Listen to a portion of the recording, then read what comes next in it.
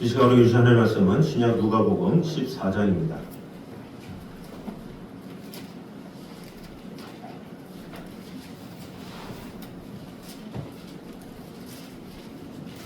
누가복음 14장 7절에서 11절까지 말씀입니다.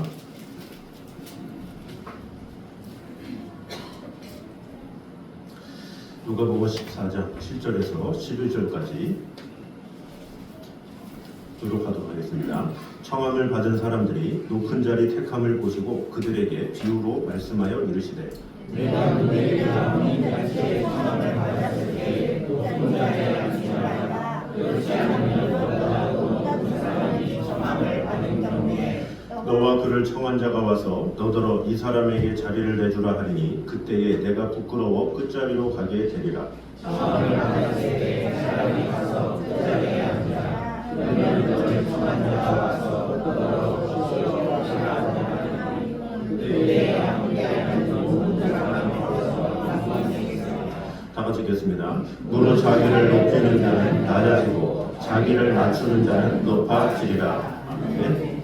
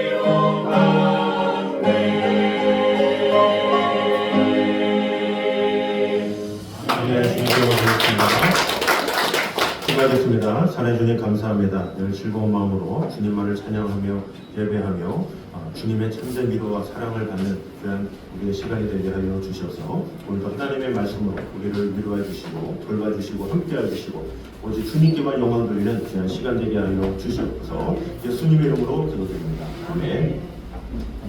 우리 교회 소식 전해드리도록 하겠습니다. 더욱 예배에 마음을 다해 주시고 날씨가 또 더워지고 또 비도 오고 이러다 보니까 또 예배에 참석이 소홀하게 되는 경우가 있는데 제가 말씀도 드렸지만 새벽 기도나 우리가 모든 예배를 다 끝나고 나서 공유를 드리기 때문에 꼭 반응을 좀 하시면서 좋아요도 눌러주시면서 이렇게 같이 좀 이렇게 호흡하면 좋겠습니다.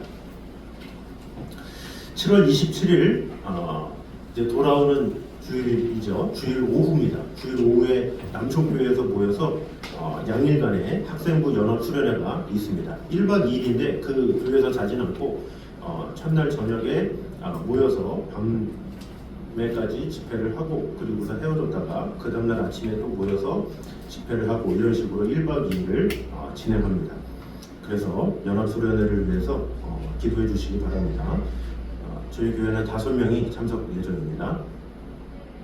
또 전교인 휴가 기간이 다음 주 월요일부터 또 있습니다. 28일부터 8월 2일까지인데 새벽 예배와 수요 예배, 철야 예배, 이 예배는 가정 예배로 대신합니다. 참고해 주시기 바랍니다. 또 새로운 필사책이 있습니다. 우리가 그동안 창세기부터 사무엘상까지 필사를 했는데 1년 거의 한 2년 거의 가까이 했죠. 근데 수고 많으셨는데 8월 24일까지 제출해 주시기 바랍니다. 완성하신 분. 그리고 새로운 필사책이 나왔는데 이 필사책이 절판이 됐대요. 이전에랑 똑같은 형식이. 그러니까 이전에는 성경 본문이 있고 그 옆에서 썼는데 본문이 사라졌어. 대신에 좀 넓혔대요. 좀 이렇게 여러 가지 이야기가 있었는지. 그래서 그 기독교 백화점 그 사장님이 전국을 다 찾아가지고 이전에 거 찾으려고 했는데 도저히 못 찾았다고 죄송하다고 그래서 새로운 버전으로 그래서 새로운 버전은 여러분이 성경 본문을 좀 불편하시더라도 따로 피시고 그리고서 이제 글을 써주시면 되겠습니다. 대신에 글씨 쓰는 부분은 좀 커진 것 같아서 좋은 것 같습니다. 자 그리고 이 가격이 25,000원인데 또 할인받아서 21,250원 그래서 반으로 딱 잘라서 10,000원씩만 해서 목자적인들한테 주시고 박순덕 권사님한테 최종으로 내주시면 감사하겠습니다. 자 우리 옆사람과 한번 인사하도록 하겠습니다. 더운 날씨 가운데 주님의 은혜로 충만합시다. 시작. 아멘. 자 오늘은 주님이 높여주십니다 라는 제목으로 은혜를 나누도록 하겠습니다. 좀 딱딱하게 말하면 상석과 말석 뭐 이런 주제인데 상석과 말석은 특별히 우리나라 사람도 민감하죠. 누가 크냐 이런 것은 뭐 전 세계적으로도 그렇지만 우리나라 사람들 특별히 상석이 않길 좋아해요. 인정받길 좋아하고 자랑하길 좋아하고 드러내길 좋아하고 이 모든 인간이 다 동일한 그런 거죠. 그래서 뭔가 내가 높은 자리에 서서 뽐내고 싶은 것이 우리나라 인간의 모든 사람들의 기본적인 생각이고 또 어느 곳에 가서도 마찬가지죠. 잘 대우받길 원하지 어느 누가 뭐 대우받지 못하는데 기분이 좋겠습니까? 근데 특별히 성경 시대에도 그런 일들이 많았죠. 그래서 성경 본문에도 예수님 주위에 제자들이 누가 크냐 이렇게 싸우기도 했죠. 좀 그런 맥락으로 예수님도 어떤 것이 하나님께 인정받고 진정한 상석의 자리인지 그것을 알려주고 있습니다. 그래서 이 상석과 말석에 대해서 이야기를 하는 데 있어서 좀 이해를 위해서 설명을 좀 해드려야 되지 않을까 해서 그림을 갖고 왔습니다. 자, 이 그림은 레오나르도 다빈치의 최후의 만찬이죠. 자, 최후의 만찬의 이 테이블은 사실 이 당시 때 예수님 당시 때 쓰던 것이 아닙니다.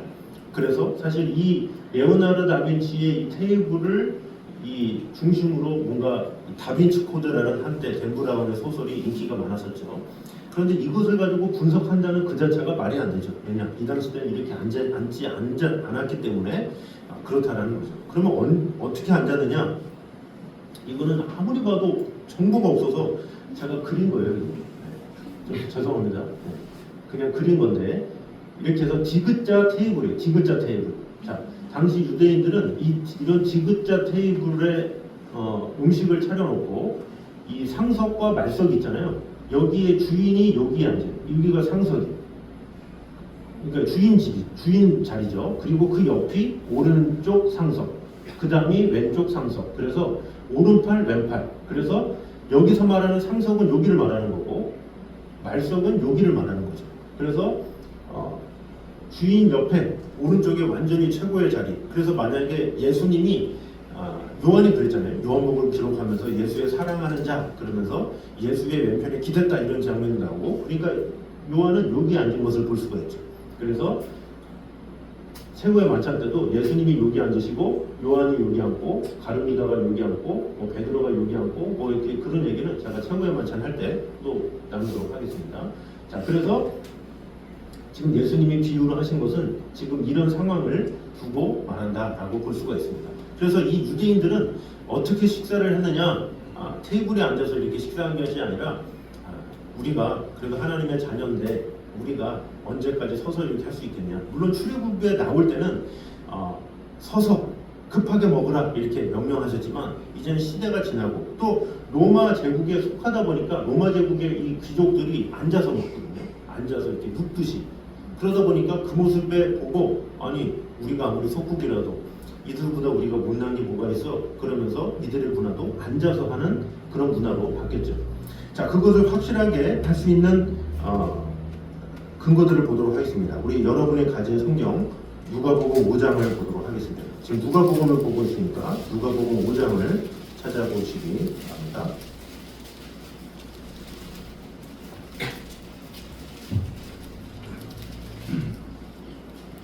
누가복음 5장 29절을 보도록 하겠습니다.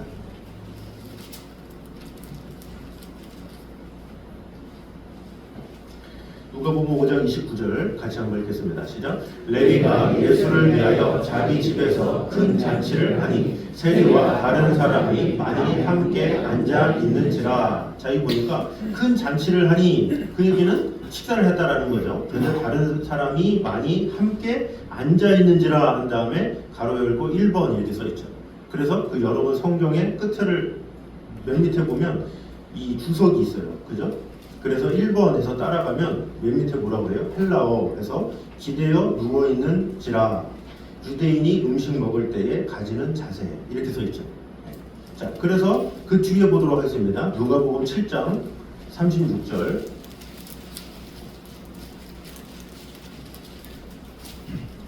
누가복음 7장 36절 같이 한번 읽겠습니다. 시작.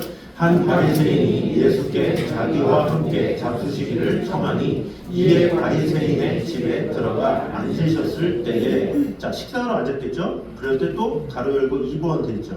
그 다음에 또 주석을 따라가 보면 뭐라 그래요? 2번에 5장 29절 나나주를 보라 이렇게 나오죠. 5장 29절 나나주가 뭐예요? 식사에 누워서 하는 자세, 아까 그거 말하는 거죠. 그거를 보라는 거예요. 똑같다라는 거죠. 자, 뒤에 또 7장 49절 보겠습니다. 7장 49절 시작. 함께 앉아있는 자들이 속으로 말하되 이가 누구이기에 죄도 사하는가 하더라. 자, 함께 앉아있는 자들, 지금 여기에 앉아있는 자들 말하는 거예요. 그 앉아있는 자들을 할 때 또 가로 열고 2번이잖아요. 아까 2번하고 똑같아요. 그래서 이 2번이 아까 그거가 똑같이 2번이다. 그래서 5장 29절에 나나주를 보라 이렇게 나가는 거예요. 그래서 누가복음에 그런 앉았다라고 할 때는 항상 가로 열고가 나와요. 자, 그래서 오늘 본문도 보도록 하겠습니다. 누가복음 14장 10절을 보도록 하겠습니다.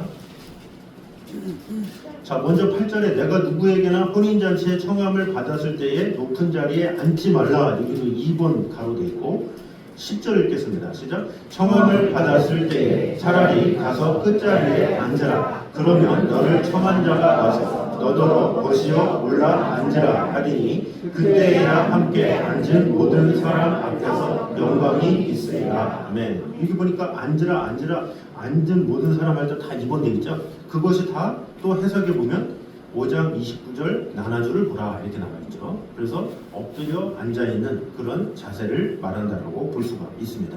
그래서 이것을 통해서 우리는 완벽한 자유인이야 그것을 나타내는 의미에서 이런 곳에서 식사를 했다라는 거죠. 그래서 이 디귿자 테이블이 왜 중요하냐면 음식을 갖다 주기가 좋아요. 이제 하인들이 음식을 갖다 주잖아요. 그래서 요걸 이렇게 들어가서 여기도 주고 여기도 주고 이렇게 하는 거죠. 음식은 뭐 무고병 표도주 막 해야 되는데 뭐 한글에 이런 파일이 없어서 김밥하고 된장국 하고 했습니다. 죄송합니다. 그래서 여기서 이렇게 주기가 편하기 때문에 이렇게 했다라는 거죠. 그래서 주인이 오면 이 사람이 이제 밖에 있다가 들어오잖아요. 그러면 여기서 이제 예수님이 말씀하시는 게 여기 먼저 들어오지 말라는 거예요. 그래서 여기 오른 상석과 왼쪽이 채워진 다음에 여기서부터 순서대로 가는 거예요. 이렇게. 순서대로. 높은 순서대로. 그래서 마지막에 말석 자리에 앉는 거죠. 그래서 예수님이 차라리 말석에 앉으라 이런 얘기예요. 그러면 주인이 와서 왜 여기 앉으셨어요? 제 옆에 앉으세요. 이렇게 된다는 거죠. 그럼 높임을 받지 않겠느냐 이런 내용입니다. 자, 이것을 특별히 바리새인들에게 한 이유가 뭐냐? 그 당시 때 바리새인들은 자존심을 가지고 살아가는 사람들이기 때문에 자신들이 잘나가면서 살아가는 사람이에요. 그래서 그런 사람들한테 교훈이 있던 겸손에 대한 교훈이 무엇인지를 알려주기 위해서 이렇게 하신 것이죠. 자, 그럼 오늘 본문을 통해서 주시는 은혜를 보도록 하겠습니다. 같이 한번 읽겠습니다. 시작. 상속과 말씀을 결정하시는 분은 하나님 한 분뿐이십니다라는 것이죠. 자, 이 비유는 주목해야 될 것이 무엇이냐? 자, 잔치를 초대했어요. 자, 잔치를 초대했는데, 자, 여기 앉으세요, 저기 앉으세요. 그것을 누가 정해요? 주인이 정한다라는 거죠.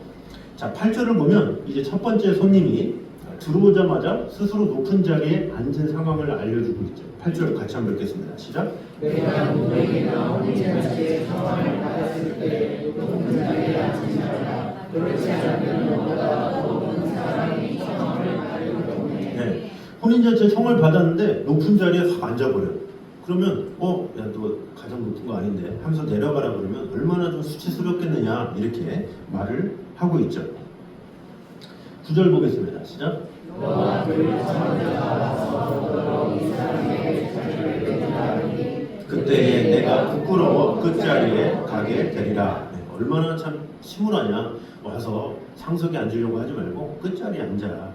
이렇게 말하는 거죠. 반대의 경우가 10절에 있죠. 시작. 청함을 받았을 때에 차라리 가서 그 자리에 앉아라. 그러면 너를 청한 자가 와서 너더러 거시어 올라 앉으라 하리니 그때야 함께 앉은 모든 사람 앞에서 영광이 있으리라. 아멘. 반대의 경우가 있죠. 청함을 받았을 때 차라리 끝자리에 앉으라. 아까 말한 말석에 앉으라. 그러면 주인이 와서 이 자리 아니네요 하고 올려줄 거 아니냐. 이것이 지혜로운 거 아니냐 이렇게 말하는 거죠. 이 비유를 하신 이유가 무엇이겠습니까? 이 첫째는 겸손에 대해서 알려주시려고 한 것이고, 두 번째로는 이 상석과 말석을 결정하는 자가 누구냐라고 말하는 거예요.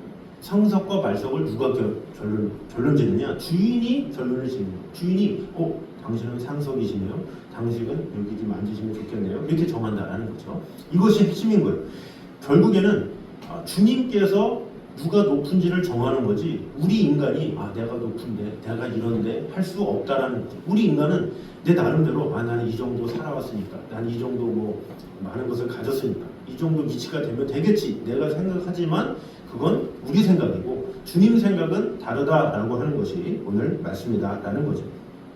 그래서 참된 상속은 인간의 기술이나 지능이나 뭔가 인간의 어떤 노력으로 되는 게 아니에요. 인간의 노력으로 상석이 앉는 것이 아니라 하나님의 은혜로 되는 거예요. 그것을 우리는 알아야 한다는 거죠. 여러분 구약에 보면 한나와 분인나 이야기가 나오죠. 사무엘상에 보면 분인나와 한나, 그 남편이 엘가나인데 그 남편에게 아내가 둘인데 분인나에게는 아이가 있고 한나에게는 없어요. 그러니까 얼마나 이 분인나가 한나를 모욕하고 또 한나 입장에서는 얼마나 억울하고 답답하고 괴롭고 막 그러겠어요. 그래서 우리나라도 막 60년째 70년째는 뭐 자녀를 못 낳는다 그러면 막 쫓겨나기도 하고 막 몰매를 맞기도 하고 막 그런 일들이 있었잖아요. 수모를 겪기도 하고.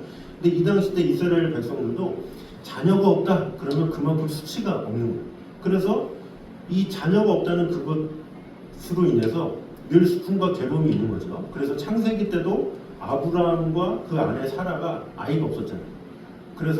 그런데 그 사라한테 열국의 어미다, 너를 살해라 하지 않고 살아라 하리라 그럴 때 막 비웃었다고 그러잖아요. 그 당시 때 나이가 많은 그런 아브라함과 사레한테는 아이를 낳는다는 게 엄청난 기쁨이요. 또 그렇지만 반대로 우리가 어떻게 아이를 낳아요? 그러면서 하나님께서 이삭을 허락하시면서 기쁨이 되었다. 그래서 이삭이 뜻이 기쁨, 웃음 이런 뜻이잖아요. 이제 마찬가지로 지금 분인 나는 아이가 있어. 그리고 한나는 아이가 없어. 얼마나 억울하고 답답하고 그러겠어요. 그래서 여호와의 성전에 가서 울면서 기도를 한 거죠. 결국 하나님께서 그의 응답을 들어주시죠. 그래서 아이를 낳습니다. 그 아이가 누굽니까? 사무엘이죠. 그 사무엘을 낳고 나서 한나가 고백을 한 거예요. 자, 같이 한번 읽겠습니다. 시작. 심히 교만한 말을 다시 하지 말 것이며 오만한 말을 너희 입에서 내지 말지어다. 여호와는 지식의 하나님이시라 행동을 달아보시리라. 아멘. 자, 여기가 이 한나의 유명한 찬송 기도거든요. 근데 이 유명한 이 가사 내용에 심히 교만한 말을 다시 하지 말 것이며 오만한 말을 너희의 입에서 내지 말지어다. 이가 누굴까요? 분인날까요? 모르겠어요. 뭔가 한나는 자신의 억울함, 답답함 그런 게 있었나 보죠. 그래서 오만한 말 하지 마, 교만한 말 하지 마. 여호와는 지식의 하나님이야. 행동을 달아보신다. 그래서 하나님께서 판단하시는 거야 하면서 사무엘을 낳고 얼마나 행복했는지 하나님께 영광을 돌리고 어떻게 합니까? 그 아까운 아들을 자기 품에 두고도 모자른 그 아들을 젖을 뗀 후에 엘리 제사장한테 맡기죠. 내놔요. 그랬더니 하나님께서 어떻게 돼요? 야, 참 귀하구나. 그러면서 21절 같이 한번 보겠습니다. 시작. 여호와께서 하나를 돌보시사 숫자를 낳게 하셨고 아이 사무엘은 여호와 앞에서 자라니라. 아멘. 참, 얼마나 인생 역전입니까? 한나가 그렇게 무시당하다가 그런데 하나님께서 세워주시니까 사무엘 뿐만 아니라 사무엘을 주님께 바치니까 오히려 이런 세 아들과 두 딸까지 주셨다. 그러니까 완전히 하나님께서 상석의 자리로 확 높여주신 거죠. 그러니까 하나님께서 하신 거예요. 인간의 노력으로 되는 게 아니에요. 우리가 인간을 출생하는 게 우리의 노력으로 됩니까? 그렇지 않죠. 우리의 인격이나 여러 가지 모든 것들이 내 뜻대로 내 마음대로 되는 게 아니에요. 하나님께서 은혜로 주셔야 우리가 변화가 되고 하나님과 화합이 되고 뭔가 그렇게 되는 거지. 인간의 노력으로 뭔가를 얻을 수 있다. 이것은 있을 수 없는 일이다라는 것이죠. 그래서 우리 인간은 내 스스로 될 수 없기 때문에 우리는 늘 겸손한 마음을 가져야 되죠. 그럼에도 불구하고 우리는 자꾸 이렇게 드러내려고 나타내려고 하고 내가 높아지려고 하고 그런 모습이 너무나도 많이 있다는 것을 알아야 합니다. 그래서 인간은 자꾸 자기 자신이 드러내려고 마음을 다하고 노력을 다하고 정성을 다하고 근데 이것이 세상에서도 그러는데 교회에서도 그런 일들이 많아요. 그래서 이 봉사일을 할 때도 드러나는 것을 상당히 좋아해요. 드러내서 봉사하는 것을 선호하고 드러내지 않고 하는 것을 싫어해요. 이거 실제적으로 교회가 규모가 크잖아요. 그럼 교육부서는 좀 이렇게 다른 데 건물이 다르고 막 그러다 보니까 그런데 잘 봉사를 안 한다고 그래요. 왜냐? 잘 안 보이니까 나중에 직분자 투표할 때 안 보이니까 투표를 안 해준다고 그러면서 교육부서에 교사가 없다 그러죠. 그러니까 참 안타깝죠. 교육부서에 아이가 없는 것도 안타깝지만 그만큼 교사들도 없다라는 것은 그만큼 드러내기를 좋아하는 사람들이 참 많다는 것을 좀 볼 수가 있는 것이죠. 예수님도 성경에서 여러 가지로 말씀하시죠. 마태복음 23장 12절에 누구든지 자기를 높이는 자는 낮아지고 자기를 낮추는 자는 높아지리라 이렇게 말씀하셨고 잠언 18장 12절에도 사람의 마음의 교만은 멸망의 선봉이요 겸손은 존귀의 길잡이니라 이렇게 말씀하고 있습니다. 그래서 하나님은 어떤 자를 상석으로 보이십니까? 세상에서 인정해주지 않는다 할지라도 사람들한테 보이지 않는다 할지라도 오히려 가난한 자, 또 억울한 자, 답답한 자 그런 자들에게 먼저 손을 내밀고 또 위로해 주는 자, 그들을 먼저 섬기는 자 그런 자들에게 축복과 은혜를 주신다라는 것을 알아야 합니다. 그래서 우리는 인간의 생각에 인간은 눈이 있잖아요. 그래서 보이는 것 때문에 사람들이 나를 많이 보네. 그럼 나는 인정하겠지. 이렇게 생각하지만 우리 하나님은 그렇지 않다라는 거죠. 중심을 보신다라는 거죠. 자, 이새에게 아들이 몇 명 있습니까? 성경에는 뭐 7이 있다, 8이 있다 이렇게 기록마다 좀 있긴 한데 마지막에 막내가 다윗이에요. 그런데 사무엘이 기름을 부을 때에 이새가 아들들을 데려갔는데 누굴 놓고 갔어요? 다윗을 놓고 갔어요. 그러면 다윗을 가장 잘하는 게 누구겠어요? 이새겠죠. 그 아버지가 아들을 잘할 거 아니에요. 그런데 아들을 가장 잘 알 이새마저도 그 중심을 몰랐나 봐요. 그래서 아들들을 다 데려갔는데 다윗만 양치라고 냅뒀어요. 그랬더니 사무엘이 이제 하나님께 음성을 듣고 또 있는데 어떻게 된 거야? 그러니까 막내가 있는데요. 지금 양치고 있어요. 자신은 몰랐다라는 거죠. 그런데 사무엘이 그를 데리고 와라. 딱 봤더니 그의 얼굴이 붉고 용모가 아름다웠다. 딱 그러면서 그에게 기름을 붓죠. 하나님께서 뭐라고 그래요? 자, 16장 7절 시작. 사람은 외모를 보거니와 여호와는 중심을 보시느니라. 아멘. 자, 여호와는 중심을 보신다라는 거죠. 우리 보기에는 누가 높네 안 하네 길을 쓰지만 주님은 중심을 보고 그것을 가지고 주님께서 판단하신다라는 거죠. 그것을 우리가 판단할 것도 없고 필요도 없고 이유도 없다라는 거죠. 그러므로 주님께서 판단하시고 지켜주신다라는 마음을 가지고 우리의 상속과 말속을 내 스스로 정하지 말고 오직 주님께서 주신 대로 겸손히 행하기에 부족함이 없는 저를 되시기를 주님의 이름으로 축원합니다. 자, 두 번째입니다. 같이 한번 읽겠습니다. 시작.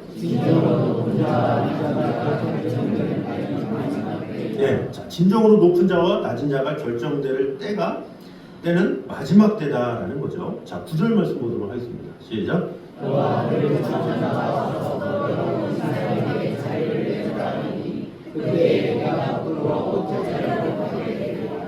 아멘. 자, 보니까 그때에 내가 부끄러워 끝자리로 가게 되리라. 이 그때가 언제 됩니까? 종말의 때, 하나님의 때. 그래서 이 그때를 이 헬라어로 보면 카이로스라고 해요. 카이로스. 여러분 들어보셨죠? 그래서 크로노스라고 하면 시간의 개념은 두 가지가 있어요. 크로노스하고 카이로스. 크로노스는 일반적인 시간이에요. 우리가 그냥 뭐 달리고 뭐 공부하고 뭐 뛰고 뭐 연구하고 뭐 직장에서 일하고 이런 것을 그냥 크로노스, 일반적인 시간, 우리가 지나가는 시간을 크로노스라고 해요. 근데 카이로스는 시간이 있어요. 카이로스라는 시간이 뭐냐? 하나님의 때, 하나님께서 우리를 택하시고 특별히 일하시는 시간, 그런 것을 카이로스라고 해요. 그래서 사실 성경 인물들이 평생을 살았는데 얼마나 오래 살았습니까? 그런데 그 오래 사는 그 기간 중에 어떤 인물은 많이 기록되어 있고 조금 기록되어 있고 막 이런 게 있잖아요. 그러면 그 기록된 그 시간이 어떻게 보면 카이로스의 시간이라고 볼 수가 있어요. 크로노스의 시간은 기록도 안 됐어. 그러니까 하나님 보시기에 가장 귀한 시간은 카이로스의 시간이에요. 하나님을 위해서, 하나님의 영광을 위해서, 하나님의 뜻을 위해서 살아가는 그 시간, 그런 것을 하나님은 기억하신다. 그때, 바로 이 그때는 바로 카이로스의 시간을 말하는 거예요. 하나님께서 인정하시는 시간, 그것을 말한다는 거죠.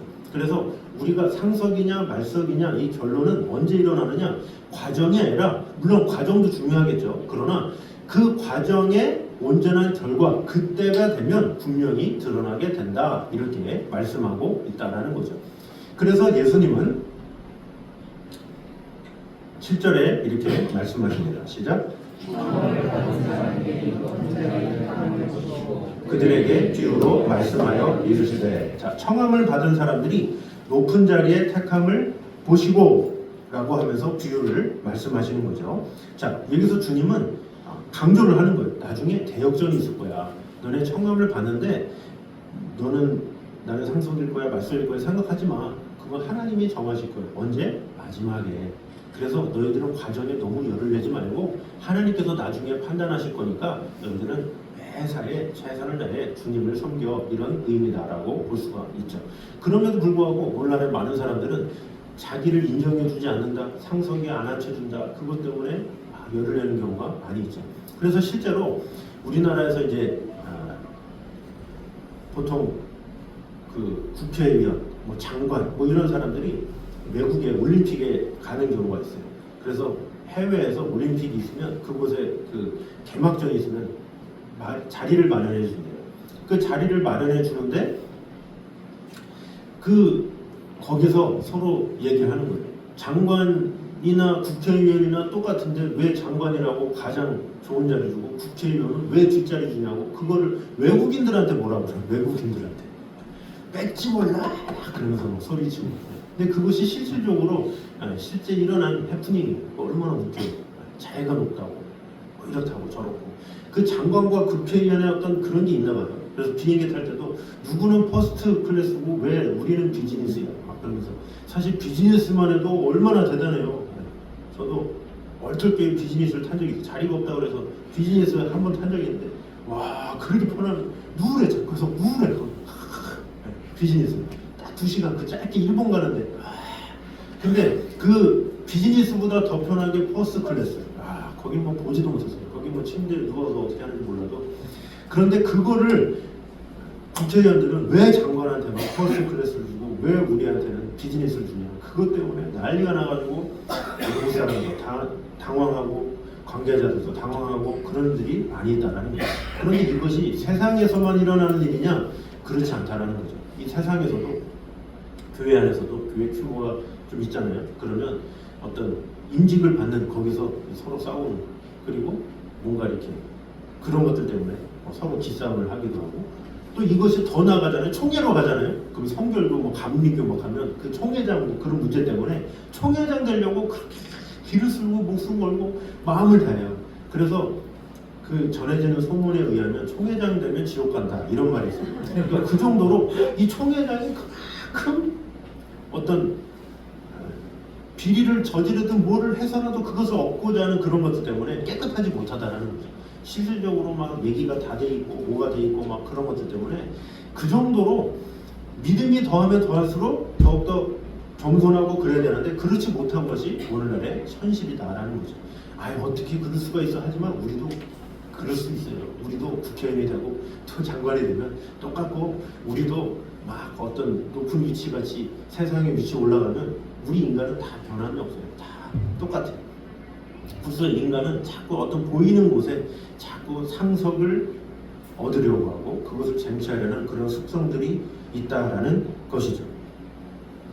자, 그래서 이런 상황에서 주님은 우리를 향해서 이렇게 말씀하고 있다라는 사실입니다. 같이 한번 읽겠습니다. 시작.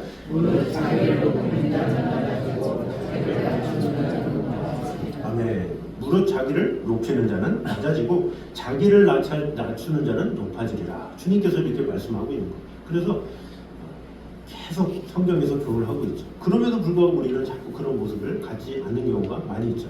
그래서 예수님은 이런 말씀을 하셨지만 그 예수님이 바로 진정한 겸손의 왕이시요 표본임을 빌립보서에서 말씀하고 있죠. 빌립보서 2장 6절과 7절 읽어보겠습니다. 시작.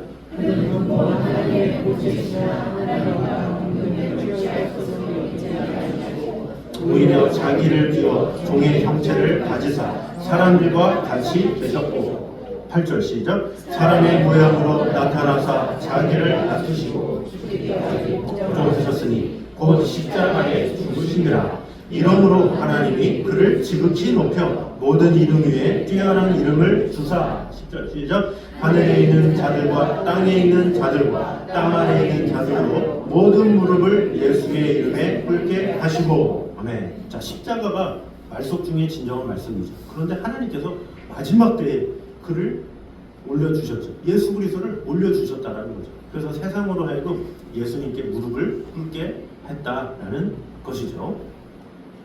성경을 처음으로 조선에 들여온 사람이 누굽니까? 이 서상윤이라는 세례받은 평신도였습니다.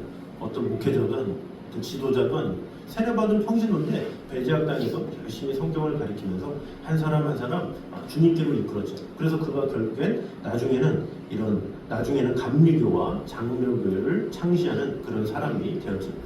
그래서 하나님께서 쓰시는 사람, 하나님께서 역사하시는 사람은 우리 인간이 보기에 뭔가 갖춰 있고 뭔가 준비되고 이런 뭔가 겉으로 보기 화려하고 이런 자가 아니라 묵묵히 열심을 다해서 주님의 뜻을 위해서 순종하는 자, 그에게 하나님께서 마지막 때 그때에 허락하신다는 것을 알아야 합니다. 그러므로 우리는 어찌하든지 낮은 모습으로 섬김으로 어떠한 상황에서도 주님께서 나중에 높여주시리라 라는 마음을 가지고 사람한테 인용 못 받는다고 속상해하지도 말고 오직 주님께서는 나를 아시지 라는 마음 가지고 그런 믿음으로 살아가는 저를 되시기를 주님의 이름으로 축원합니다. 자, 마지막 세 번째입니다. 시작.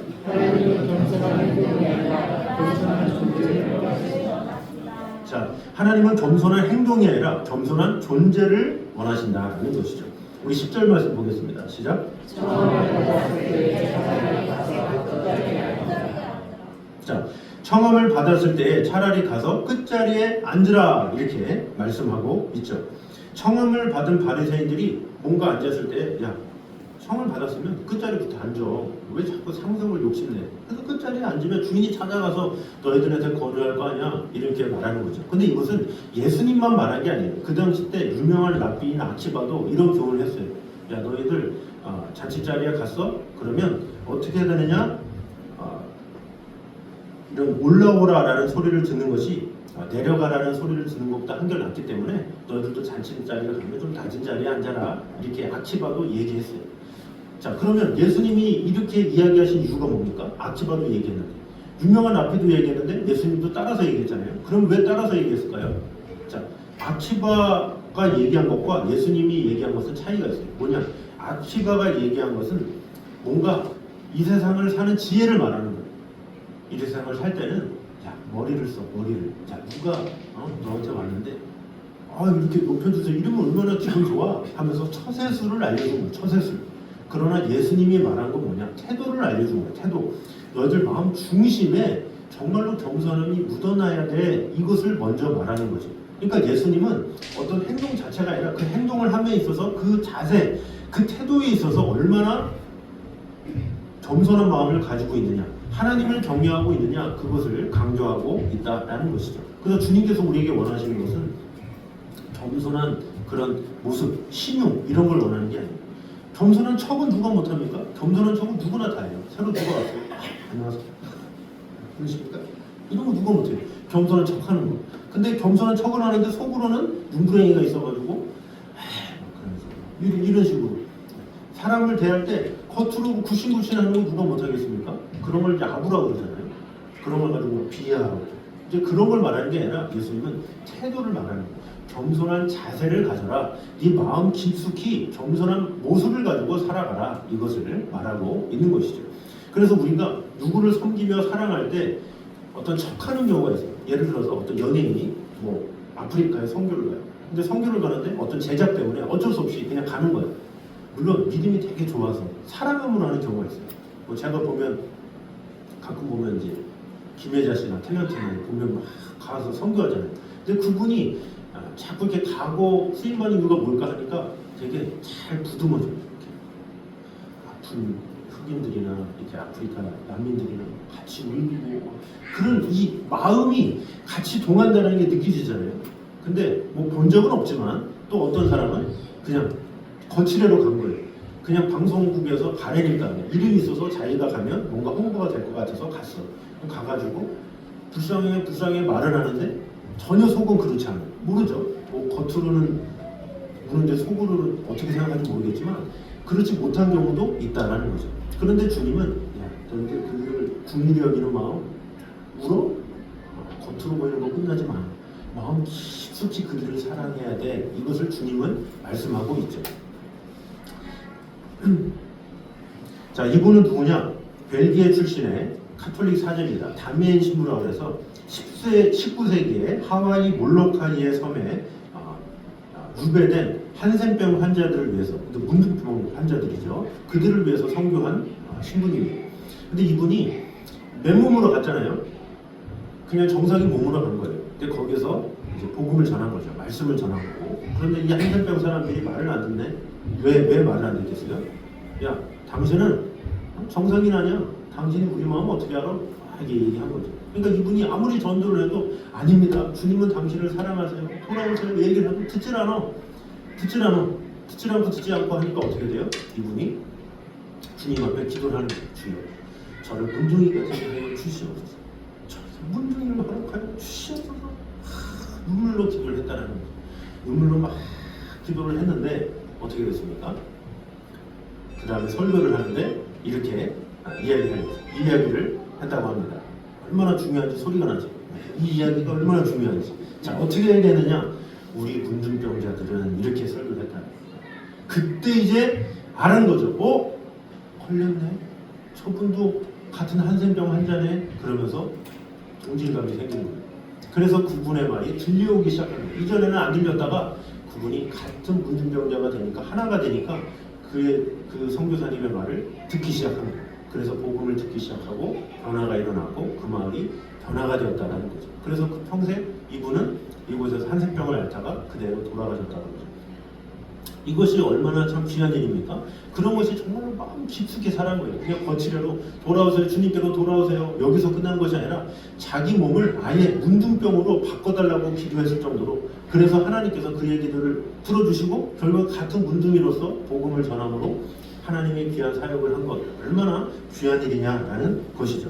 그러므로 우리는 주님의 깊은 뜻을 헤아리면서 외모와 겉모습만 뭔가를 갖춰지고 뭔가를 욕심을 갖고 이것이 아니라 우리의 속사람이 바뀌게 하여 주시옵소서, 이런 태도, 그것이 필요하다라는 것입니다. 그래서 겸손의 흉내만을 내지 말고 겸손 깊은 곳에서 우리 마음속에 영혼들을 사랑하기에 힘쓰고 돌보기에 힘쓰고 아버지 하나님의 뜻 가운데 거하기에 마음을 다하는 저님 되시기를 주님의 이름으로 축원합니다. 자, 이 말씀을 읽고 마무리하도록 하겠습니다. 에베소서 6장 6절 7절입니다. 시작.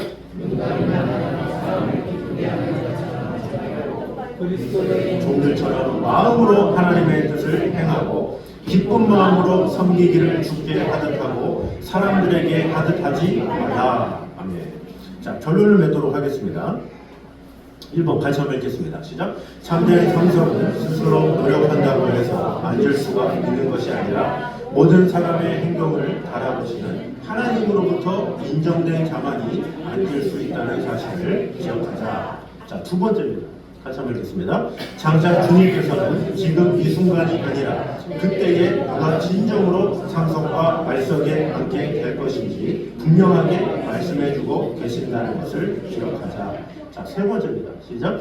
외모와 겉모습만 그리스도를 닮는 자들이 아니라 진정한 그리스도의 마음을 품는 완전한 새로운 피조물이 되기에 힘쓰는 자들이 되자. 네. 자, 이 세 가지 말씀을 꼭 기억하면서 주님의 마음을 허락하여 주시옵소서. 겸손하라 말씀만 하시고 그냥 가르침을만 주시고 그런 것이 아니라 그 가르침대로 가장 낮은 십자가에서 죽으셨던 그 주님의 마음 내가 배우기 원합니다.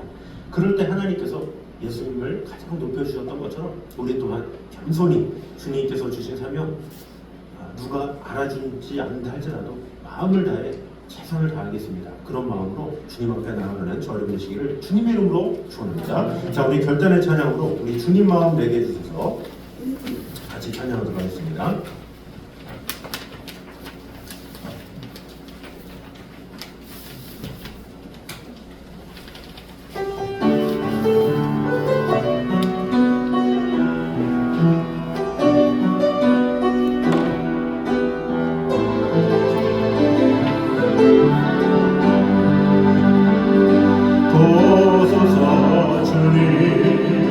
나의 마음을 선한 것 하나 없습니다. 그러나의 모든 것 주께 드립니다. 사랑으로 안으시고 날 새롭게 하소서. 한 번 더 도소서 주님. 나의 마음을 선한 것 하나 없습니다. 그러나의 모든 것 주께 드립니다. 사랑으로 안으시고 날 새롭게 하소서. 주님만 내게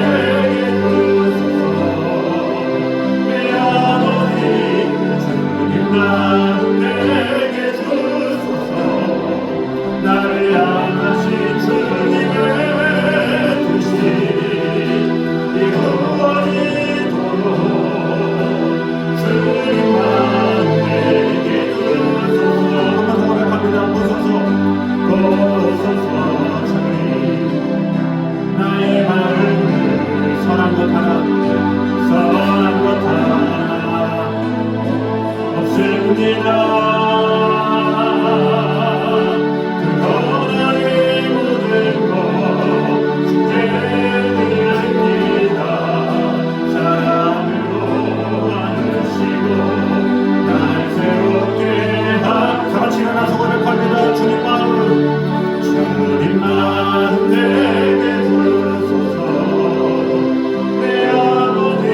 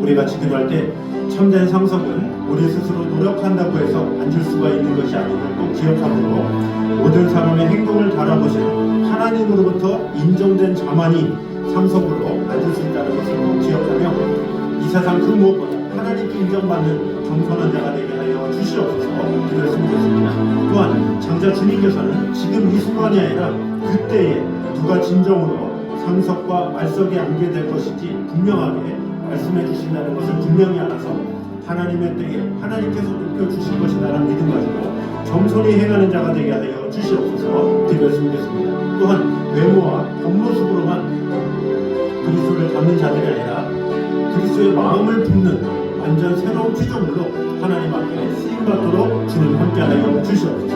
이 시간에 한 목소리로 같이 기도하도록 하겠습니다.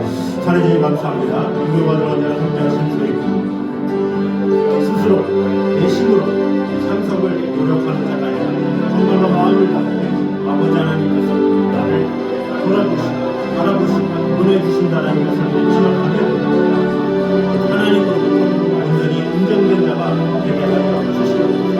또한 우리가 언제 주님께 상석으로 인정함을 받겠습니까? 우리가 살아가는 동안이 아니라 말세에 하나님의 때에 하나님의 시간에 우리가 상석으로 이끌어질 수 있다는 것을 꼭 기억하므로 아버지 하나님께 온전히 쓰임받을 수 있도록 주님 역사하여 주시옵소서. 또한 외모와 겉모습만 그리스도를 닮는 자가 아니라 진정한 그리스도의 마음을 품는 새로운 피조물로서 온전히 변화되게 하시는 그런 성도들이 되게 하여 주시옵소서. 주님만을 사랑하고 주님 지켜주신 것을 함께하여 주시옵소서. 주님께로부터 말고 그 풍성한 은혜로 사랑해 저희의 하나님 말씀을 주시옵소서.